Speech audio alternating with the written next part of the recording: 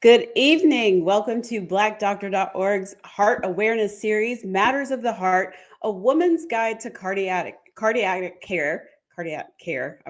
I can get it out, I promise. I'm your host, Shamika Rhymes. Let me know in the chat where you guys are watching from and how you're doing so far this week. Well, tonight we're diving into a conversation that's both urgent and empowering: heart health for women. And we're going to do a special focus on the unique challenges that Black women face when it comes to heart disease.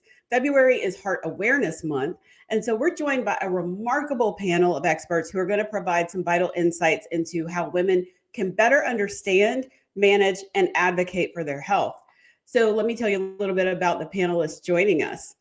And I see you guys in the chat. Good evening. Tonight we have Irene McCarthy, and she is from the community. She is the Community Impact Director from the American Heart Association. Hi, Irene.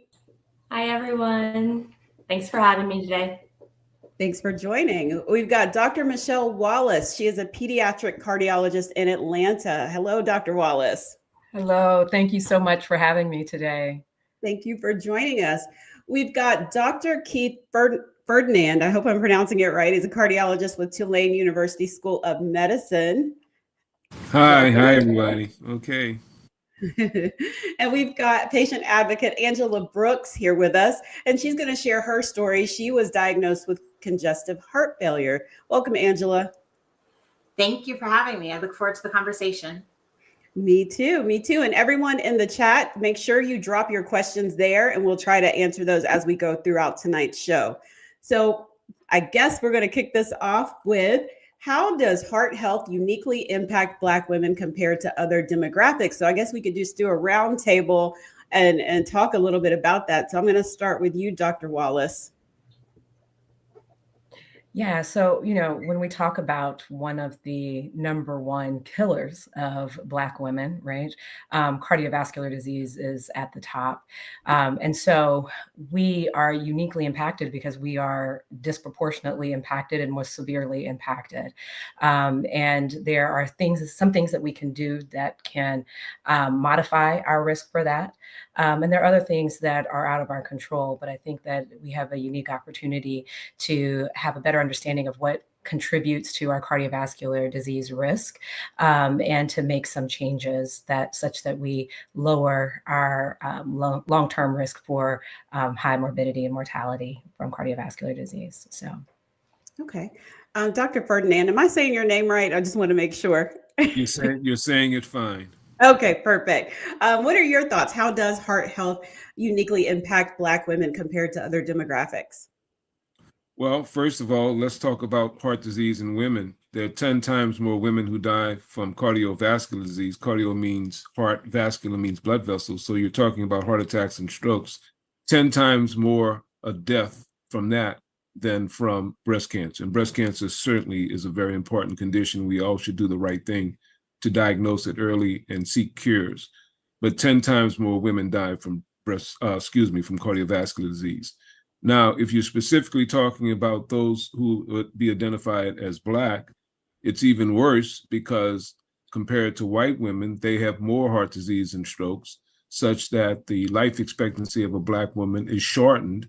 And to some extent, it's more going to be similar to a white male than to a white woman. So there is a white-Black death gap, meaning that this is not just a concept. It's not just about having chest pain or shortness of breath, but it actually leads to shortened life expectancy. Wow. Irene, are there any demographic information like data or anything that you can also contribute to this question?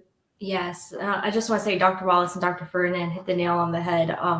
We do know, again, heart disease and stroke is the number one killer of women, and it does, in fact, disproportionately affect Black women. Some startling statistics that we could share is that cardiovascular disease kills more than 50,000 Black women annually, again, stroke being the leading cause of death. Among ages 20 and older for Black women, nearly 59%, that's more than half, have cardiovascular disease. Only 39% of Black women are aware that chest pain can be a sign of heart attack, and 33% recognize that pain spreading to other areas like the shoulder, the neck, the arms is also another potential heart attack sign. 58% have high blood pressure, and only around 20% of those women have their blood pressure under control, which that's a big issue because we know blood pressure is the silent killer. And more than 40% of non-Hispanic Blacks have high blood pressure, which is more severe in Blacks and whites, and it develops a lot earlier in life as well. Wow. Dr. Ferdinand, what are some of the common risk factors for heart disease in Black women, and how can they be addressed early on? Well, Irini addressed it. Mhm. Most powerful and prevalent, meaning the most common, is hypertension, elevated blood pressure. In fact, that drives a lot of what we see in terms of heart attacks, strokes, and heart failure. It also adds to end-stage kidney disease, where the person has to go on dialysis. It's 3 to 4 times more common in the Black population and more common in Black women versus white women. So let's first look at that. That's high blood pressure. You also have smoking. Smoking, of course, is not as common as it was in the 50s and the 60s, but it still is a powerful risk factor. Diabetes, it's not just about sugar and the fact that it can affect your eyes and your kidney. It also can lead to heart attacks. And more Black women have diabetes than white women. And in fact, related to obesity, physical inactivity, the increase in refined carbohydrates, sugar, soft drinks, pies, cookies, etc., diabetes is almost equal to that of a heart attack. And we don't usually say it's the same, but if you've had long-standing diabetes, the risk of having a heart attack is quite high. So those are what we call risk factors. They're things that don't say you're definitely going to have a heart attack, stroke, or heart failure, but they clearly increase the risk. Thank you. Yeah. And can I point out that, a lot of that tracks from childhood into adulthood, right? So when we talk about Black women as mothers, right? I think that it's important for us to remember that what we cook and the culture and the lifestyle that we lead, we are demonstrating for our families. And quite frequently, mothers or children who have high blood pressure are from families where high blood pressure runs in the family. When we talk about, caring for ourselves when we're pregnant, right? Mothers who have high cardiovascular disease risk, like while they're pregnant, their children as teenagers are more likely to have cardiovascular disease risk factors as well. So I think that it is very important that we remember that some of these things are cultural, they're lifestyle related, and it's important that we teach our children that what they can modify and teach them how to lead a healthy lifestyle so that they're less likely to develop these issues later on in adulthood. Thank you. And I wanted to ask Angela if she could share her journey with heart disease, just so we, did you know of any risks that were going on? Did you notice anything anybody has mentioned so far before you were diagnosed? Oh, you're on mute.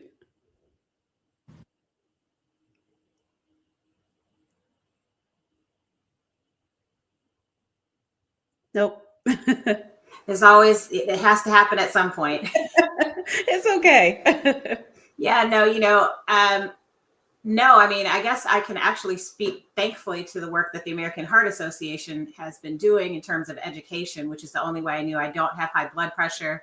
I mean, I think both Dr. Wallace and Dr. Ferdinand just went into very great detail. I am a Black woman with family from the South, so I certainly have a high family history of both high blood pressure and diabetes. I have neither, but I was just fortunate. I noticed I was starting to feel winded in situations I didn't feel like I should. And so during COVID, some girlfriends and I take a walk. We started walking every Sunday, and we were walking, and I've done triathlon, so I have like a smart watch. So we'd wear the watch, not for really just to measure our distance. It was a social walk. And I was like, my heart rate is at my race pace and we're conversationally walking. That's not normal.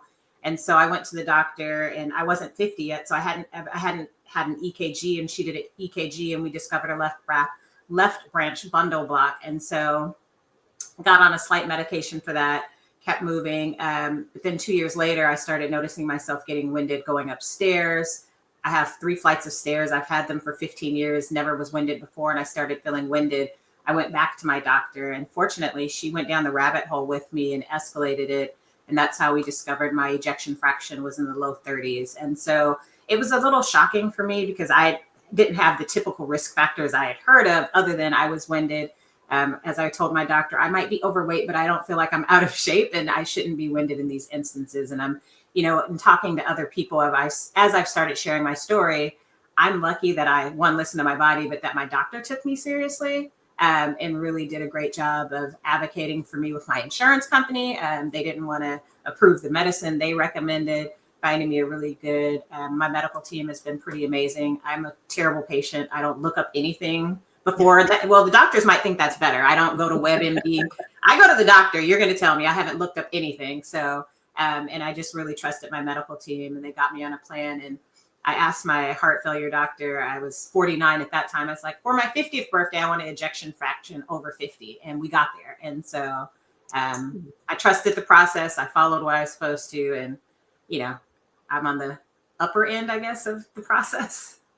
That's great. Thank you for sharing your story with us and being transparent and open. And I'm sure that's going to help a lot of people watching. I do see some that's awesome, and some raised hands in the chat. So we love to hear that you're doing better. It was quite humbling because I had to use wheelchairs in the airport and scooters and all of that stuff for a significant amount of time. And I used to joke saying I'm an urban planner by background, and I have a new take on accessibility, having had to go through that experience and realized how inaccessible so many buildings are. So it actually has helped me professionally as well. Wow.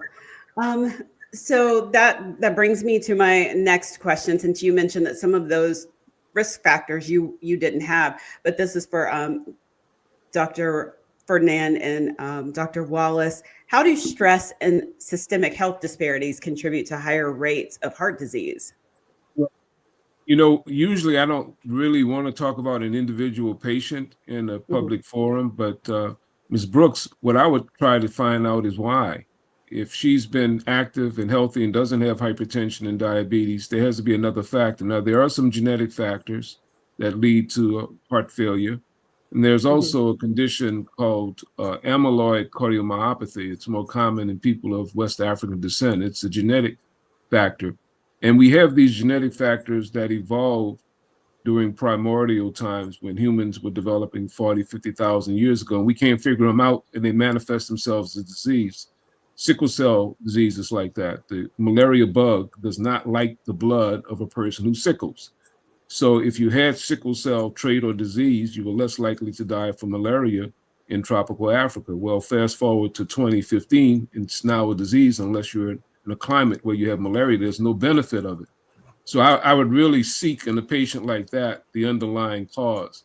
But I would also suggest to the general audience, don't minimize the fact it's not magic. Usually it's uncontrolled hypertension, diabetes, heart attack that cause the common things.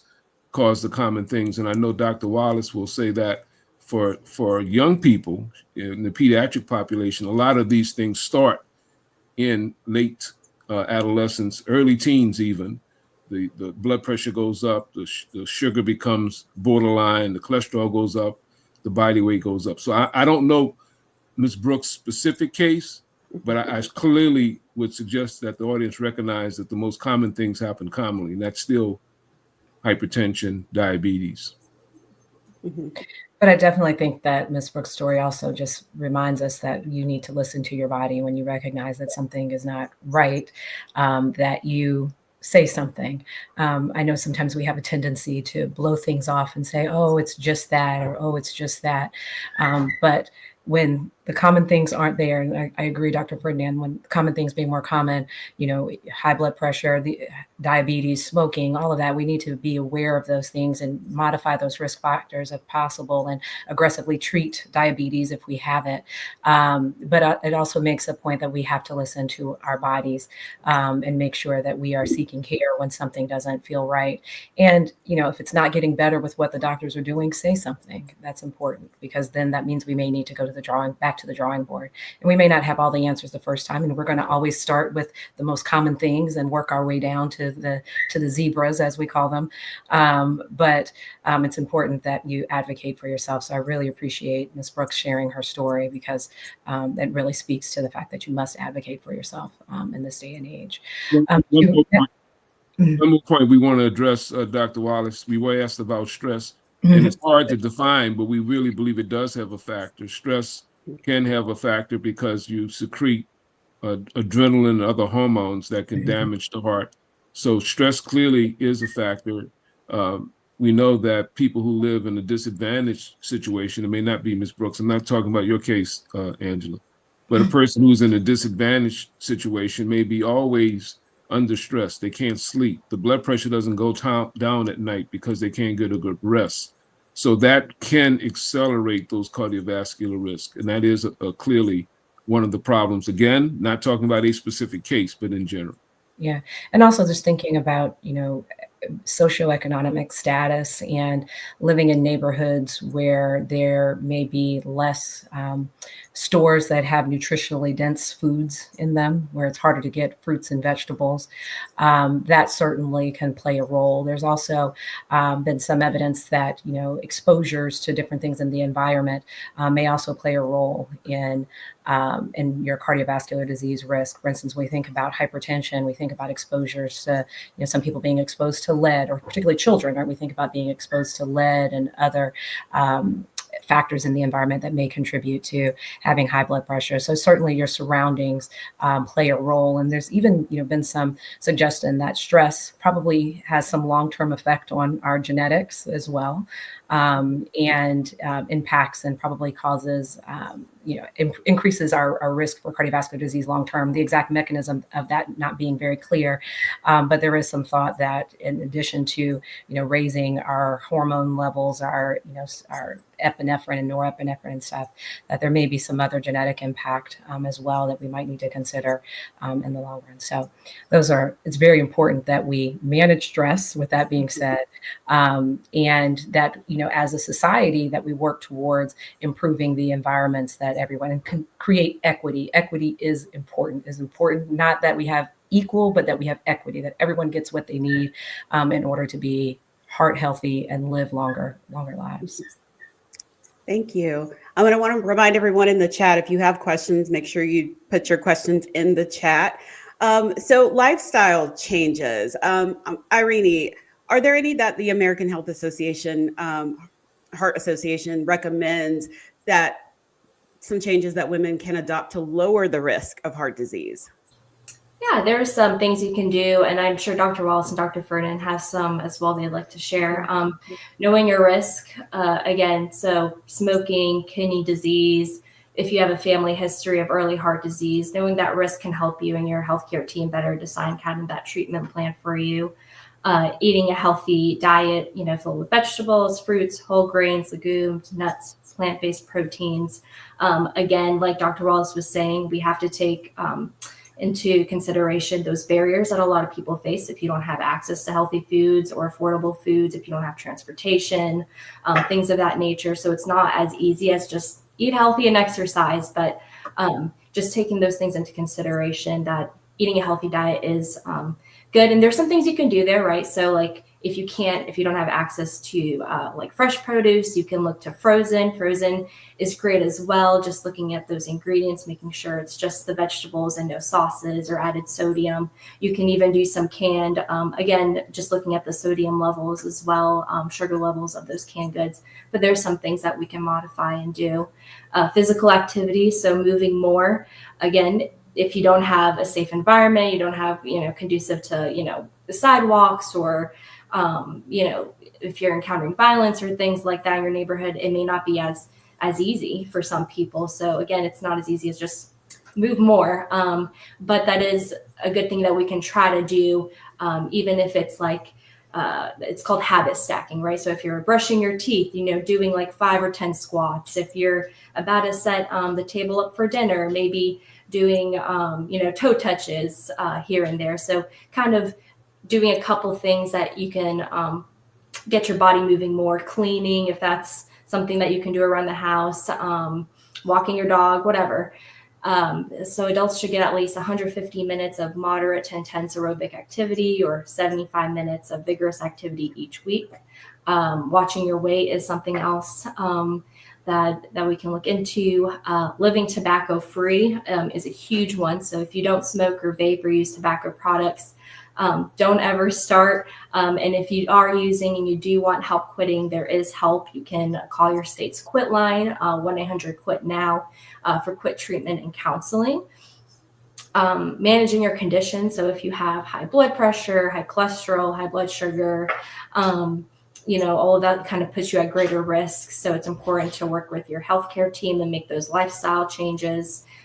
Taking your prescribed medicine, and talking to your doctor about any concerns you may have there, as well as getting healthy sleep. So sleep is so underrated, but it's so important. And I know it's hard. I'm 3 months postpartum. I have a baby. I know I am a much different person now than I was in the very first month. So I know how hard getting sleep is. But if we can prioritize that, that would really help our bodies as well. Okay, thank you. Dr. Ferdinand, do you want to add to that some?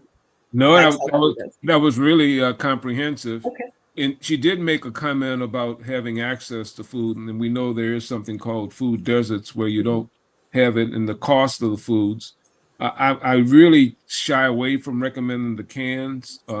You'd have to really read that closely because a lot of the canned foods per serving may have 300, 400, 500 milligrams of sodium, and sodium or salt drives high blood pressure. And I've already suggested that for all patients, but especially Black women, the hypertension is the most powerful and prevalent risk factor, meaning it's the most common one. So, if you're going to use those canned foods, you got to really read it closely. I think the frozen is a better alternative. And we now know by zip code analyses where persons live has a profound impact. We have a term for it, social determinants of health, And in fact, the American Heart Association, where Irene works, is going to come out with a risk calculator. It's already been published, not brought out into the public as much, called the Prevent Risk Calculator to see what your risk is. And they punch in your zip code. And by punching your zip code, it does show whether or not you have an increase in risk for heart attack, strokes, and kidney disease. So all the things she mentioned, bravo. Watch the cans, and try to have good health habits as Irene described. Mm-hmm. Angela, I'm curious, were there some lifestyle changes that you made after your diagnosis? I think pretty much everything that was listed. One of the things that was part of my treatment plan was cardiac rehab. So I went 3 days a week, minimum. They had me hooked up to every machine possible. They took my blood pressure as I worked out, which for me as a recovering athlete, it was great just to have that data because I'm kind of a junkie like that. So I could see myself getting back in better cardio shape. And then a lot of it is I already don't eat a lot of meat. So I'm a pescatarian. So I got a little bit more plant-based. I'm from Seattle originally. I can't give up my fish, but I got a little bit closer to that. And I'd say I'm more intentional about what I eat. I wouldn't say I had bad habits, but I certainly started being way more intentional and tracking it. And a lot of the work I do for my actual job is around the social determinants of health and really looking at the access. I live on the south side of Chicago, certainly in a food desert. So recognizing that there are really some big, there's a lot of obstacles for my neighbors who don't have a car, don't have the access that I do. So it definitely made me more sensitive to that. And thinking about, as a person who spends a lot of time thinking about how the built environment contributes to the situations for Black and Brown people, and kind of being very cognizant of that in the types of developments that I'm supporting as well. Thank you. Well, since you mentioned physical activity, let's talk about that. Dr. Wallace, how does regular physical activity improve heart health, and what types of exercises are recommended? Let's talk about like pregnant women. Are there any that you recommend, or of course, when they're, or maybe postpartum? Well, I'll say that I'm not a pregnancy specialist, so you should definitely speak with your OBGYN more about that. Right. But I will say that in general, that aerobic activity is good for the heart, right? You burn calories that way, you're working your heart muscle, and that is good for lowering, lowering blood pressure. It's also good for lowering your bad cholesterol. So when we talk about lowering your cholesterol levels. We talk about your bad and your good cholesterol. It's good for lowering your bad cholesterol or your LDL cholesterol. It's good for raising your good cholesterol or your HDL cholesterol. And it also helps with lowering your triglycerides as well. So all of those things are very helpful in your lowering your long-term cardiovascular disease risk, right? So your risk for developing an early heart attack or an early stroke.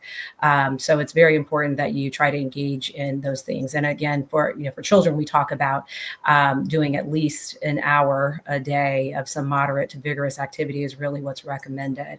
And it's important that we start with that habit. I can't stress this enough, that we start in childhood stressing the importance of leading a healthy lifestyle so that we are less likely as adults to develop these risk factors and develop cardiovascular disease. So, Okay. Dr. Ferdinand, do you have other things that you may add to that? Well, I was just smiling because the children an hour a day, but for adults, as Arini said, we go 150 minutes a week. So I don't know if we can make the hour a day. If you can do it, that's fine. More is better, but at least that plateau. The other thing, it loops back to stress. Aerobic activity with light resistance exercise for 15 minutes 2 times a week has been shown to decrease stress. Probably because you're burning off that excess adrenaline. We call them catecholamines. We got big words for everything. But those stress hormones, you burn them off. And Ms. Brooks will tell you after she's had a good workout, she's vasodilated, the blood vessels are dilated, her muscles are warm, she's got a good sweat, and she feels better. Well, that's not a mirage. It actually does reduce stress hormones. Oh, so that's also why I feel better after yoga classes. Yoga has now been included as a form of stress reduction and meditation, transcendental meditation. Of course, those of various faiths, different types of prolonged prayer. So yeah, those things come into play also. Yeah, it's a workout too. I check it on my watch. By the time we're done and I'm drenched, it's definitely a workout. It's making its way to guidelines. Yeah, well, that's great to hear. So it's not in the chat, but I feel that this question is going to pop up eventually. For women that are, whether they're in perimenopause or menopause, or they just had a hysterectomy, and I guess I'm talking to you, Dr. Ferdinand, about how the numbers tend to, as the estrogen decreases, and as all the numbers decrease, it seems that the cholesterol goes up, the heart pressure, the blood pressure goes up. So what should women do in those instances? Because I do know some doctors are quick to say, okay, let me put you on cholesterol pills. Let me put you on some blood pressure pills when it's related to menopause. Well, first of all, medicines, if needed, are good. That's part of the plan. But yes, what you described has been shown when you observe the perimenopausal, postmenopausal period. About 5 to 6 years after menopause, the average menopause is 51.6 years. So someone can get in their 40s, someone in their mid 50s. But about 5 to 6 years after you've gone through the menopausal change, the rates of blood pressure equal that of a male. And in fact, because there are more older women than older men, there are more women who have heart disease and hypertension in the population. So it's not a James Brown, it's a man's world. In fact, it's the opposite. It's something that's more common in women. The LDL cholesterol can go up also because of the loss of the estrogen. We don't really have any proof that giving the estrogen in terms of a pill reverses that, unfortunately. So what I would suggest to my older female patients is that, yes, your pressure goes up. You're going to have to really watch the sodium intake, decrease body weight, increase exercise, yoga, meditation, stress reduction. But if you need medicines, take medicines. Modern medicine is doggone good. We have studies now called placebo-controlled trial. Placebo is the sugar pill. It doesn't have anything in it. And people who have significant hypertension after 2 years, half of them have heart attacks, strokes, or are dead. So I don't want my patients on a placebo, meaning I don't want them to avoid the benefit of controlling blood pressure, cholesterol, blood sugar if needed. Thank you. Thank you. I did see a question going back to the physical activity. Tandra Williams wants to know, what is the highest your heart rate can be when working out in the gym to know that your heart rate is still safe when it's that high? Like, for example, she says being on the treadmill, if your heart rate is 155 beats per minute. So that I'm just throwing that out there to whoever wants to answer that one. Well, Rini may want to chip in, and Ms. Brooks is going through cardiac rehab. Usually for the stress test, when you get to 85%, we'll stop it because at that point, you've done what you need to do. And in cardiac rehab, if the person has a really high accelerated heart rate, they will often stop it. So now these are patients who have heart disease, of course. If you're a competitive athlete, you probably could push it more. And it's not related to just your age. You have to calculate a lot of things to get to that 85%, what it is, called a predicted maximum heart rate. I usually don't ask patients to push it unless they've been thoroughly evaluated because unfortunately you can be athletic and fit and look good and have a heart attack. And that we've seen that happen, by the way. Yeah. So if you're really going to push it beyond that, then I suggest that you get a good clinician, whether it be a nurse practitioner, internist, cardiologist, whomever you trust, and get an evaluation. I wouldn't suggest a middle-aged or older person start pushing their heart rate above 85%. Okay. Irene, did you have anything from the American Heart Association, like the recommendations as far as that goes with exercise?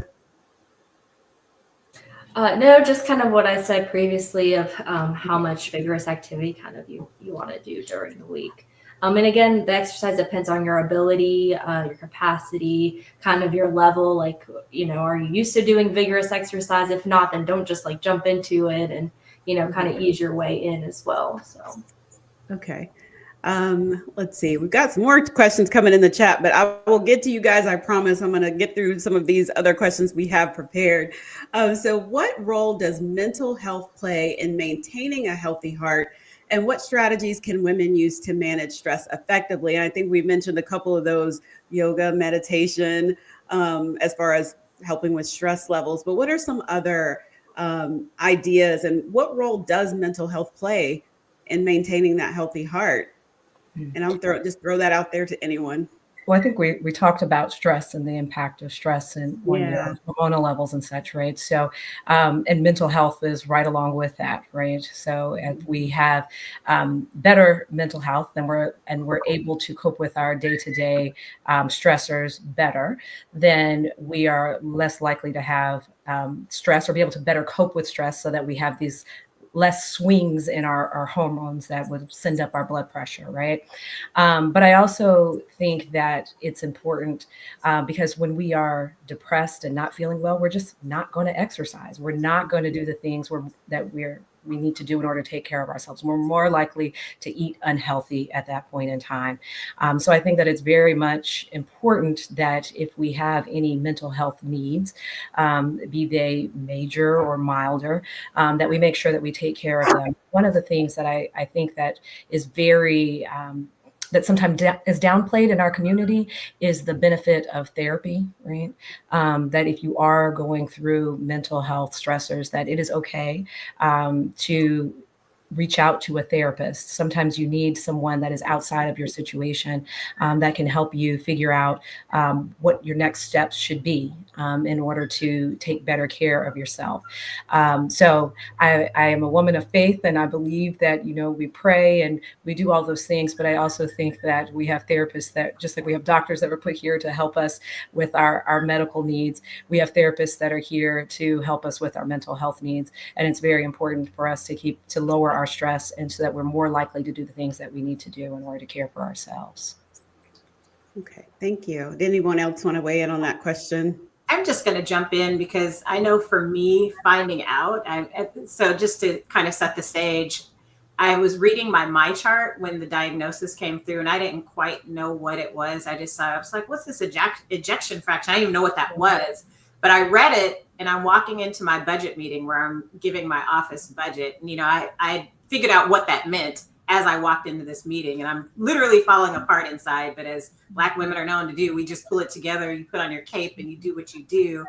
And one of the best parts of cardiac rehab was they did have me do some counseling, and it really helped me deal with the stress because I've never had any major health challenges, and I live 3,000 miles from my family. And so it can be very stressful, and it doesn't have to be. And so I just needed to have some help around kind of talking through that, feeling comfortable to tell other people what I was going through. Because it's also weird to be, younger and have an invisible illness, because people are looking at me walking up to the Southwest check-in thinking I'm lying about needing a wheelchair because I want to be in the A boarding group. And so I need to feel some support and get some support around being okay with that and being like, F you, that takes a step to feel, because you feel a little bit weird and judgy about people looking at you, and you really do need this thing but you can't see it. And so there's a huge stress factor on an invisible disability. And then for me to even acknowledge that I in fact had a disability, to be able to say that confidently, took a whole lot. So I just encourage anybody who is dealing with a diagnosis to really consider speaking to somebody, and then sometimes getting your family to speak to somebody too, because it's stressful for the people that love you, hearing something like congestive heart failure, because they usually think worst case scenarios. You don't hear the success stories as often. And so get support for everybody that's part of your care team. Thank you for sharing that. And I want to remind everybody in the chat, we have a few more minutes. So if you have questions, drop them in the chat. Let's see. We've talked a little bit about the sodium and some of the foods, but what specific foods should Black women prioritize or avoid? And if there's some like culinary, like relevant dietary tips that can align with maintaining a healthy heart. Let's see. Let's start with you, Arini, because I'm sure there's some recommendations there. Yeah. Well, and to be honest, I feel like I'm not the best person to answer this. So being a white woman too, it's, being culturally tailored, I want to be sensitive to that. So from experience, I can't speak from that, but from research, of course, we always know that, half our plate should include those fruits and vegetables. Like Dr. Ferdinand was saying, fresh is always best, as well as frozen. If it has to be canned, again, watch those sodium, those sugar levels. Those can be very, very high. And then a quarter of the plate can be those lean proteins. So eggs, beans, chicken, yogurt, as well as another quarter cup of whole grains. And that fiber can help really support a healthy heart and digestion. So oats, corn tortillas, rice, whole wheat bread, etc. You can look into even cooking oil, so like olive oils or avocado oils instead of that butter, or shortening can help. You can look into making your own salad dressing, so combining those healthy unsaturated fats, again, like the olive oils, vinegar, lemon juice. We don't have to give up flavor, right? And so people are like, I need my salt for flavor, but there's so many good herbs out there and spices. They come up with like no salt added spices now that are really great addition to adding flavor to meals. Buying that whole grain again, so making sure whole is listed as part of one of the first ingredients in your ingredient list. Again, watching that salt and that sugar content, so trying to read the ingredient list if we can would be really helpful as well. And even like soda or soft drinks. So like if you want to switch that with like flavored water, and there's a ton of different recipes online now. You can add mint, citrus, cucumber, or a splash of 100% fruit juice as well. So there's different things that you could do, and to make it culturally relevant too. There's really great websites out there. Specifically around the African heritage diet, and how they mostly kind of emphasize those vegetables, and then they moderately kind of emphasize the fish, the seafood, the dairy, the poultry as well. So lots of different ways to modify the foods that we really still enjoy. I think all foods can kind of fit in your diet, right? And so we shouldn't like be restrictive of things, but there's ways to modify it to make it healthier. Instead of like frying things, we can roast, we can bake, we can grill. So there's a lot of different ways to make things so flavorful and healthy. Thank you. Dr. Ferdinand, you look like you want to say something. Yeah. I have Tulane Medical School. That's the academic center where I work, but I'm also the chief science officer of the Association of Black Cardiologists. And if you go to it's abcardio.org. .org means it's nonprofit. I'm not selling anything, but there's information. We even have a little cookbook in which a person can have low saturated fat, low cholesterol, low sodium meals that can be prepared, and it's for free. So it's the Association of Black Cardiologists, abcardio.org. On the other side, the harsh reality is a lot of what we had for survival food, Malcolm called it discarded animal parts, eating low on the hog. They got us through some troubled times, but now we're in 2025 and we don't necessarily have to keep the cultural identity with some of those highly fat, saturated, discarded animal parts. And in fact, there is a diet in the research. You can look it up, everyone. It's called REGARDS, REGARDS. They call it the Southern Diet. And that's the term, Southern Diet. And what they did was they looked at foods that were high in sodium, saturated fat, fried foods, refined sugars, sweet tea, etc. And they linked it to high blood pressure, heart disease, even dementia, even mental disease. So I'm from New Orleans, so I can talk, but I think we want to have a tasty meal. I think Arena did an excellent job suggesting that, garlic, sweet peppers, bell peppers, onions, a lot of other things can flavor your food, even no salt seasoning. And I just think from a cultural point of view, some of the things that got us through some hard times, we need to let go. Absolutely. Dr. Wallace, what do you suggest for kids that so they can stay heart healthy? For those parents, like, what should I cook for this child so they can be heart healthy? Yeah. Well, a lot of it's the same things that we're going to recommend for the adults, right? So leaning more towards a plant-based diet, but I also find that I have kids that have high cholesterol, high triglycerides, so I'm also pushing them to eat a little bit more fish in their diet than they normally do. And I know fish can be expensive depending on the type of fish that you eat. So I tell people, even tuna out of a can in some water, right, is still a good option for you. But one of the things that I notice a lot with my patients is that there's a focus on, we have lots of kids that are in lots of sports and activities and things, and parents are working, kids have things to do. And so we want to eat things that are quick and easy, and that they can get pretty easy, either make on their own or get it to go. And so I try to at least put in some options of, okay, if maybe we, instead of frying, we use the air fryer instead. Maybe instead of, let's try to do something else other than the ramen noodles, right? Like I think about ramen noodles and I tell everyone, I used to be a fan of ramen noodles. I loved ramen noodles as a kid. And then one day I read the package and I would eat a whole pack by myself. And I realized that has about 16 to 1800 milligrams of salt in it alone. That's about your daily dose of salt right there in one package. So I try to encourage them to eat other things. Like let's put some sandwiches. We can make some sandwiches to go. When we go to fast food restaurants, sometimes it can be a bargain. I'm saying, okay, maybe if you're going to get the hamburger, which I do not recommend that you get every day of the week, but maybe if you get the hamburger, you get a salad to go with it or a fruit to go with it. So we try to make some bargains in there so that kids are more likely to do it. Because I know that they're going to hang out with their friends and their friends are eating all these things, especially the teenagers, they're on the go. So we try to make some modifications to things that they're doing every day so that they're more likely to stick to it. But I always encourage everyone to try to get as close to making plant-based things to the more heavier portion of their diet. Not again restricting them, saying they can't have meat and other things, but trying to make that the major portion of their meal. And it's got a lot of fiber, right? So a lot of the fruits and vegetables and things that we're eating are going to have fiber. They're going to fill you up. And so you're less likely to go back for seconds if you're eating a diet that's higher in fiber as well. So there is some benefit to it outside of just the nutrients and stuff. You're less likely to eat a whole lot as well. And your portion sizes will probably be a little bit more appropriate in that case. Okay.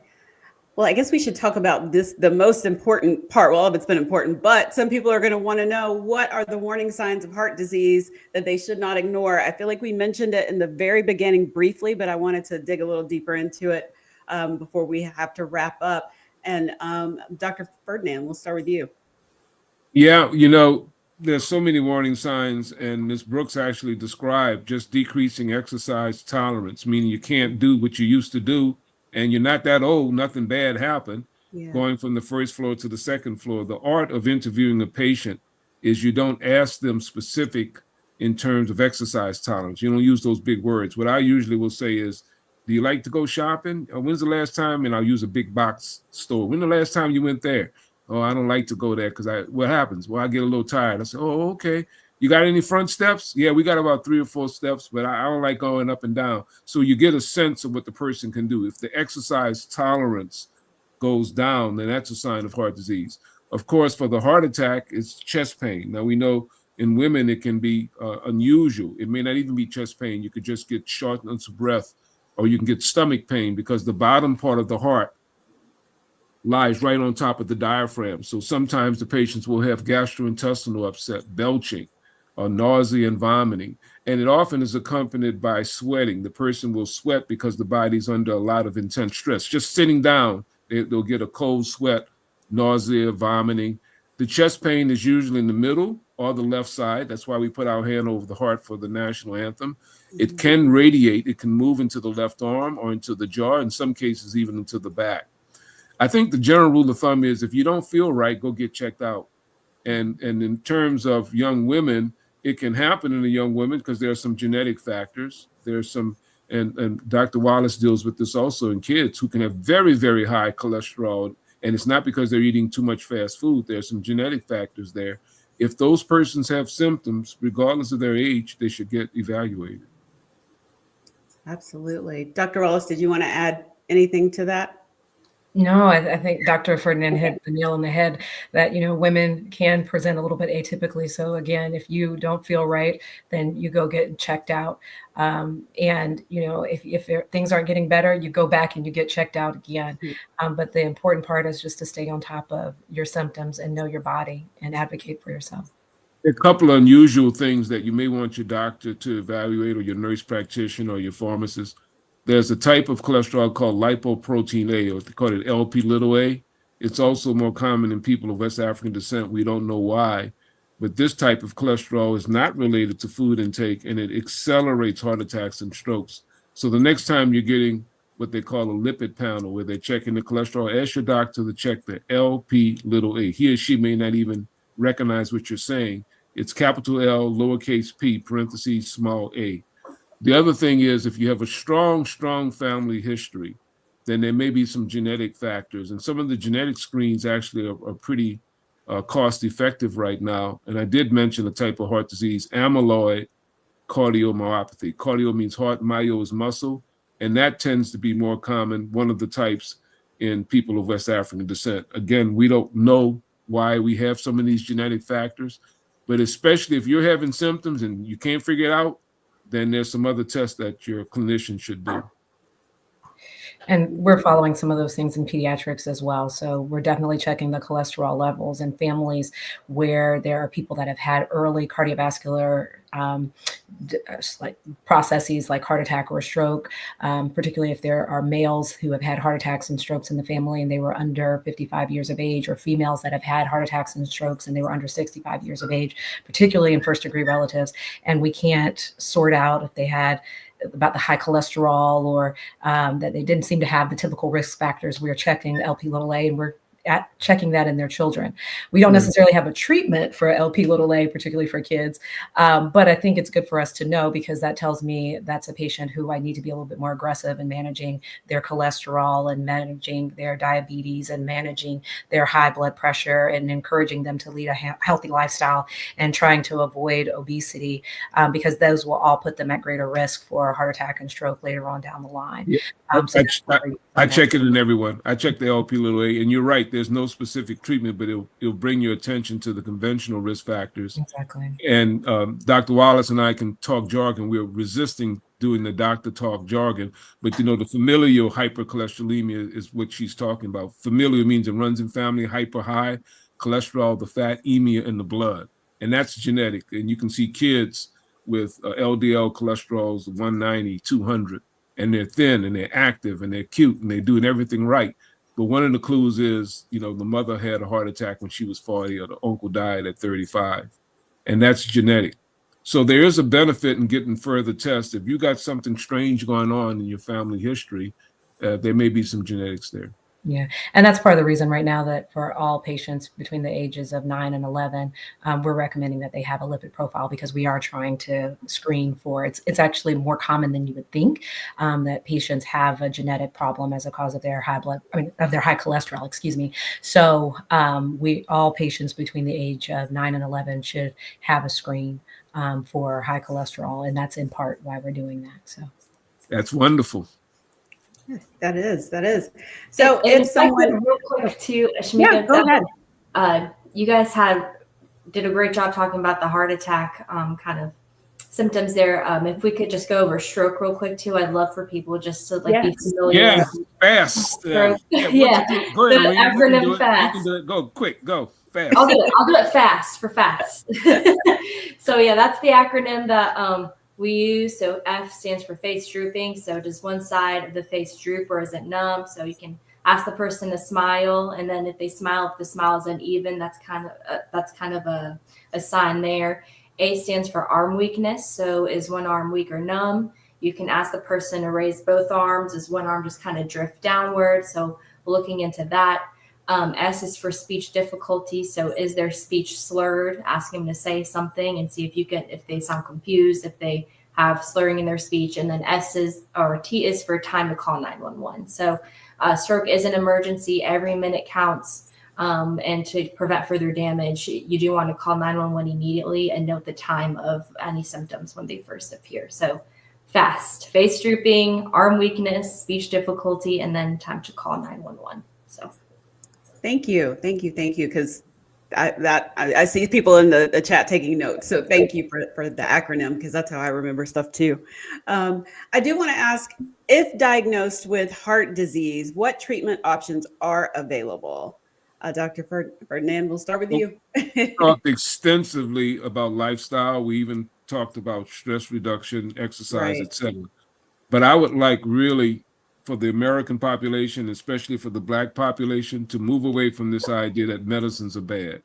If you have high blood pressure, if your cholesterol is markedly elevated, especially Dr. Wallace and I were talking about some of these genetic types of cholesterol, it's hard really just to lifestyle it away. The medicines do help. They have had studies now that persons who lower their blood pressure, lower their cholesterol, control their diabetes, have less heart attacks and strokes. And in that particular case, if the medicine is causing side effects or you don't think the medicine is working, then you should do what's called shared decision-making. It's a term of art. What it means is, and hopefully you have a clinician who'll do this, the clinician talks to you about the side effects, about the lack of effect of the medication. Try something else. I mean, there's a lot of different medicines. And just because it doesn't work doesn't mean you don't take anything. You may take something else. What I often say is, don't just throw the medicine away. Don't just say, well, it's not working, or I'm getting this side effect or that side effect. Do shared decision-making. Talk to your clinician, and hopefully he or she will talk back to you. Okay. Do y'all have time for audience questions? Because I know we're running out of time, and I want to make sure we get those in, because I see someone saying, can you please ask these questions? Let's see, Dot Red is asking, what is a concerning elevated blood pressure for Black women? 130/80 is hypertension. It used to be 140/90. We didn't lower it because we want to be brutal, but the observations is if you wait to 140/90, you double your risk for heart attacks and strokes. So if your blood pressure is consistently 130/80, then you may need to really change lifestyle. And if it stays higher than that, you may need medication. And we're using, for any child that's over the age of 13, we're using the exact same guidelines that they're using for adults. For kids, the numbers can vary based on your age and your height. But for any child over 13, we're using the exact same numbers that the adults are using. So, okay. Let's see. She also had another question. What should someone do if they are on blood pressure medication, a water pill, cholesterol medicine, and the blood pressure is still high? Then you mix and match. Sometimes it takes multiple medications. There have actually been studies where they've looked at persons who have very high blood pressure. It's 2, 3, sometimes 4 medicines, and you can combine them so that you're not taking a whole handful of pills at the same time. But I consider these medications part of God's plan. We are animals. We're not animals. We have free will. We are able to change our environment. And I'll ask a patient, I'll say, well, You know, you ever visit your cousin in California? Say, yeah. I said, did you walk? And they look at me with a quizzical face. And I say, oh, you use the airplane, use the technology to get to California. You don't want to use the technology to control your blood pressure. So if the blood pressure is really high, it may take 2 or 3 medicines in combination. And the same is true with cholesterol. Those kids and the young adults and the older adults we see, especially those familial hypercholesterolemia, you know, family history, they need medicines. They're not going to diet themselves out of that. Mhm. Thank you. And for the last question, as we wrap up, and I'm going to just go around the room, what is one piece of advice or key takeaway that you could leave with our audience, especially Black women, when it comes to taking control of their heart health and advocating for themselves moving forward? So I'm going to start with you, Angela. What advice do you have? You know, for me, it's go to your doctor, get checked out. But then if you feel something off, go back. And, you know, I'm very fortunate. My doctor went down the rabbit hole with me. Everybody is not, but learn to advocate for yourself and also be prepared. It's not always easy dealing with the American insurance system. So be prepared and work with your medical team to fight for the medicines that they recommend. I am a true believer in medicine. And the first wave of medicines, my insurance didn't approve. So I had to work with not only my doctor, but, you know, legal teams to make sure I got the recommended medicines, because I trust my doctor more than I do some person worried about the bottom line on insurance. And it's not an easy battle, but be prepared to really advocate for yourself, and don't do like me. Do a little more research, maybe read some of the articles your doctor sends you, so you're not just going as blindly into it as me. But definitely just know your body. And then really, I wasn't old enough to have an EKG, and I certainly would have probably, in hindsight, requested maybe a little earlier to do that as well. So Great advice. Thank you. Dr. Ferdinand. I'm just going to say what Angela said, that advocate for yourself. Mm-hmm. Good one. Dr. Wallace. So being the pediatric cardiologist that I am, I'm going to say that really that, you know, recognize that we are frequently the leaders of lifestyle in our families. And we wouldn't withhold what our children need in order to get better. So why withhold that for ourselves? You know, see the doctor regularly, model a healthy lifestyle for your children, and take good care of yourself and advocate for yourself, as Ms. Brooks and Dr. Ferdinand both said. Thank you. And Irene, how about you? Yeah, I would echo that. Just like taking, you know, prioritizing your health as best as you can, physically, mentally, through diet, through exercise, and then just listening to your body and trusting your gut, right? So pain is pain. When you know something is not right, speak up.